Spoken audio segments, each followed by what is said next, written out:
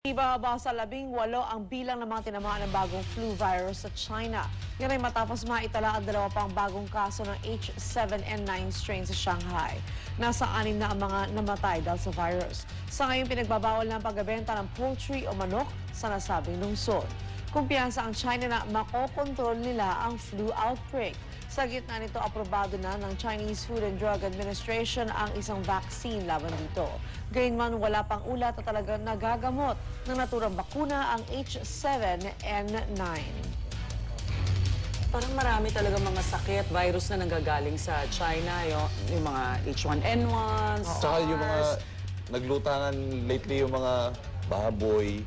Oo nga Recently, ducks naman sa river sila. Ano ba nangyayari? Ano yan, baka they're overpopulated, hindi rin nila Mataas ang nakokontrol pollution yung... level sa China. Napakataas actually Kailangan- sa Beijing kapag gising mo. Swerte ka na kung makikita mo langit kasi talagang polluted sobra. Pollution.